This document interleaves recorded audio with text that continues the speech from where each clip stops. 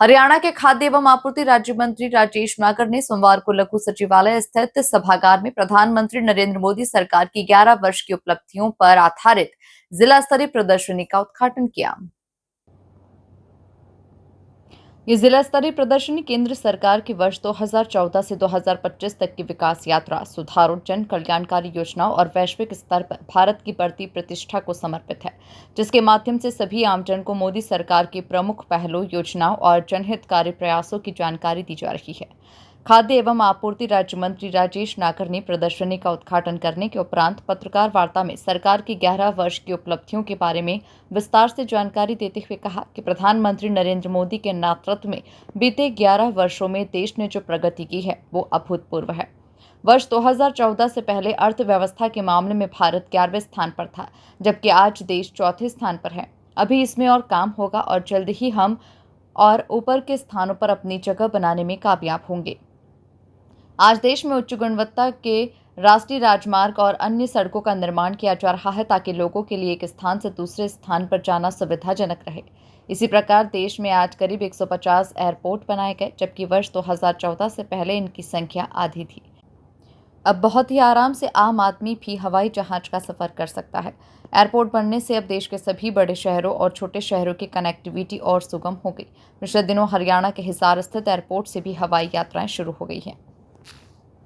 इस गति से तरक्की कर रहा है, बढ़ रहा है, ये किसी से छुपा नहीं है।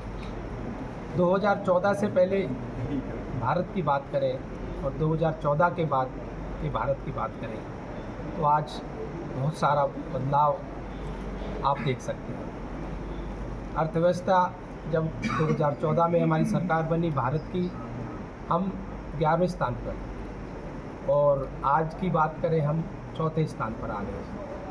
जिस गति से, जिस तेज़ी से हम बढ़ रहे हैं, हम जल्दी पहले 3 स्थान पे आ जाएंगे। और आज अगर हम बात करें हाईवेज़ की, सड़कों की, तो आज सभी जिलों को हमारे देश के 4 लेन से जोड़ दिया गया है। हाईवेज़ जो पहले 10-15 किलोमीटर की एवरेज आती थी, आज 30 से ज़्यादा किलोमीटर की एवरेज आ रही है। एयरपोर्ट की बात करें, 2014 से पहले भारत में 70-72 एयरपोर्ट होते थे और इन 11 सालों में 150 से ज़्यादा, मतलब 80 से ज़्यादा एयरपोर्ट हमारे पूरे भारत में हो गए हैं। जो हमारे प्रधानमंत्री जी ने कहा था कि हवाई चप्पल पहनने वाला भी हवाई जहाज की सैर कर सकता है, तो आज आप देख सकते हैं किस तरह से बड़े बड़े सिटीज़ को, बड़े बड़े टाउन को, कई नए रूट जो हमारे बने हैं एयरपोर्ट जुड़ने के बाद। हमारे हरियाणा में भी पहला एयरपोर्ट हिसार से चालू हुआ। अगर हम बात करें महिलाओं की, जो आरक्षण हमारे प्रधानमंत्री जी ने लोकसभा में 33% का और विधानसभा में 33% का दिया। उज्ज्वला योजना के तहत 10 करोड़ से ज़्यादा महिलाओं को गैस के कनेक्शन, गैस के चूल्हे दिए गए और सिलेंडर की जो कीमत है वो भी 500 रुपये में हमारे गरीब परिवार के लोगों को हम दे रहे हैं। इस तरह से और भी बात करें, खिलाड़ियों की बात करें, 2014 से पहले जो हमारे खिलाड़ी थे, अगर आप मेडल की टैली देखेंगे और आज की जो टैली देखेंगे, किस तरह से हमारे कॉमनवेल्थ गेम की बात करें, ओलंपिक्स की बात करें, चाहे हम वर्ल्ड मीट की बात करें, पैरालंपिक्स की बात करें, एशियन गेम की बात करें, आज खिलाड़ी हमारे देश के लिए जो मेडल जीत कर ला रहे हैं पहले के मुकाबले बहुत ज़्यादा है आज। और हमारे युवाओं के साथ साथ जो हमारे गरीब परिवार के लोग हैं, जो एक प्रधानमंत्री जी ने कहा है कि गरीब परिवार का जो भी आखिरी पंक्ति में जो व्यक्ति खड़ा है उसको भी सारी सुख सुविधाएं मिलें, सारे लाभ मिलें, जिससे वो भी अपने जीवन को आगे बढ़ा सके और जो उनको लाभ जो मिलने हैं उनको सारे लाभ मिले। मंत्री जी, बहुत महत्वपूर्ण विभाग आपके पास है, फूड एंड सप्लाई। बीपीएल जो कार्ड है उनको काटने का सिलसिला लगातार जारी है। कितने राशन कार्ड अब तक प्रदेश में काटे जा चुके हैं और क्या इन्होंने गलत लाभ इतने सालों तक लिया?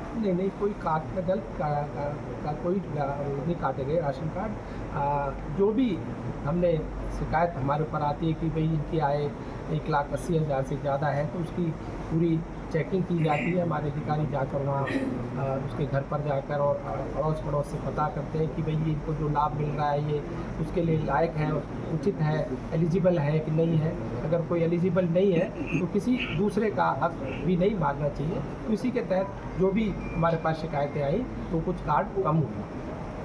आपने विमान की बात की कि आज आम आदमी विमान से उठ जाता है, लेकिन पिछले कुछ दिनों से लगातार विमान हादसे की खबरें या हेलीकॉप्टर क्रैश की खबरें सामने आ रही हैं, इनको कैसे देखते हैं? क्योंकि कोई टेक्निकल प्रॉब्लम कोई आ जाती है तो उसमें इस तरह का हादसा होता है।